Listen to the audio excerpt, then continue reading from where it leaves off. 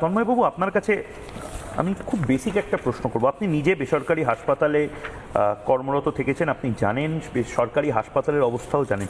এটা আশিসবাবু কিন্তু একদম ঠিক বললেন। আশিসবাবু যেটা বলছেন যে আমরা হাসপাতালে যাই এবং হাসপাতালে প্রথমেই বলে দেওয়া হয় যে ব্লাড জোগাড় করে নিয়ে আসুন। আরে ব্লাডটা জোগাড় করে নিয়ে আসবো কী করে? আমার কাছে কার্ড থাকলেও সেই কার্ডে রক্ত পাওয়া যায় না। তারপরে আমরা কোনো একটা দালাল চক্রের হাতে পড়ি এবং সেখানে 1500, 1600, অনেক সময় 2000 টাকাতেও এক পাউচ রক্ত আমরা নিয়ে আসি এবং সিনেমার মতন যে আমার মাকে আমার বাবাকে বাঁচিয়ে দাও, দেখো রক্ত চলে এসেছে, এবং তারপরে ফটাফট সব কিছু তাড়াতাড়ি হয়ে যায়। কিন্তু এই ক্রাইসিসটা প্রতিবার যে হয় এবং প্রত্যেকের ক্ষেত্রে হয়, এটা তার মানে এতদিন ধরে একটা কৃত্রিম ক্রাইসিস তৈরি করে রাখা হয়েছিল। দেখুন ময়ূক, আমি অনেক ব্লাড ডোনেশন ক্যাম্পে নিজেও ডাক্তার হিসেবে থেকেছি এবং আমাদের যেহেতু একটি জাতীয়তাবাদীদের দল, আমাদের দলের কর্মীরা প্রতি বছর বিভিন্ন ব্লাড ডোনেশন ক্যাম্পের মাধ্যমে হাজার হাজার ইউনিট তারা ব্লাড দান করে। কিন্তু আপনি যে প্রশ্নটা তুলছেন, প্রথমে আপনার প্রতিবেদনে যে আপনি দেখালেন যে স্টেট ব্লাড ট্রান্সফিউশন কাউন্সিল আর ন্যাশনাল ব্লাড ট্রান্সফিউশন কাউন্সিল, এই কোঅর্ডিনেশনের কাজটা হওয়া উচিত যদি একটা রাজ্য থেকে আর একটা রাজ্যে রক্ত পাঠাতে হয়। আমাদের এই স্টেট ব্লাড ট্রান্সফিউশন কাউন্সিলটা কোথায় আছে জানেন? স্বাস্থ্য ভবনে, এবং তার প্রেসিডেন্ট হলো স্বাস্থ্য বিভাগের সেক্রেটারি।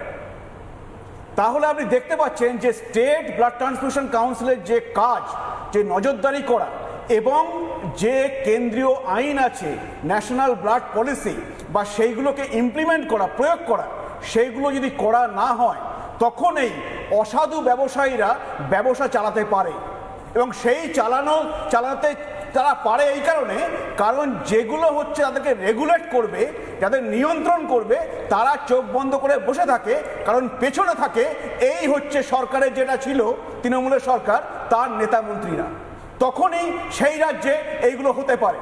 আপনি বলুন আমাকে যে ড্রাগস অ্যান্ড কসমেটিক্স অ্যাক্ট অনুযায়ী রক্ত কিন্তু একটা ওষুধের সংজ্ঞা অনুযায়ী।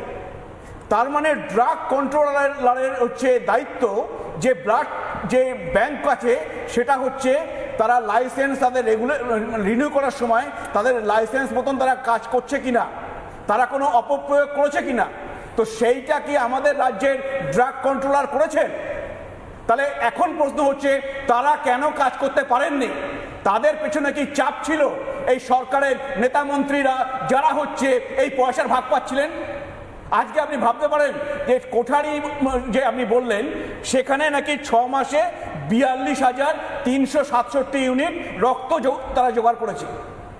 তারা নিজেরা নাকি স্বীকার করেছে যে 35,000 প্লাজমা ইউনিট তারা 4টে ওষুধের কোম্পানিকে প্রায় 3 কোটি টাকায় বিক্রি করেছে। তো এইগুলো সবই বেআইনি কাজ হয়েছে।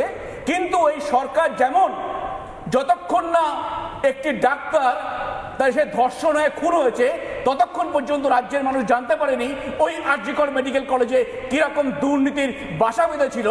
তেমনি এই স্বাস্থ্য ভবন, যেটাকে আমরা আগে ছিল অসুস্থ ভবন বলতাম আমরা, কারণ সব রকম রোগ ছিল ওই স্বাস্থ্য ভবনে, সব রকম দুর্নীতি হতো ওই স্বাস্থ্য ভবনে। সে ডাক্তারদের ট্রান্সফার বলুন, আর এই ব্লাড প্রোডাক্টস বিক্রি বলুন, আর আপনি স্বাস্থ্যসাথী নিয়ে বলুন, সমস্ত রকমের দুর্নীতি চলতো ওখান থেকে। তো সেইটাও কিন্তু কখনো সামনে আসেনি। আমরা বিভিন্ন সময় বলে এসেছি যে স্বাস্থ্য ভবন একটা জায়গা যেখানে সমস্ত পয়সা চলে। আর এই আপনারা মনে থাকবে, এই অভিক দে, এই বিরূপাক্ষ বিশ্বাস, এরা একসময় নিয়ন্ত্রণ করতো যে কোন ডাক্তারের কোথায় ট্রান্সফার হবে, তারা স্বাস্থ্য ভবনে যেত। তো এটা তো আমরা জানি।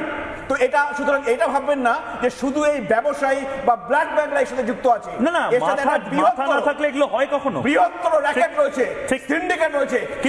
কিন্তু বিজেপি সরকার বা স্বাস্থ্য মন্ত্রক বা স্বাস্থ্য দপ্তর এটা ভাঙতে পারবে কিনা, এই মধুভাণ্ডটা নিয়ে অনেকের মধ্যে কাড়াকাড়ি রয়েছে।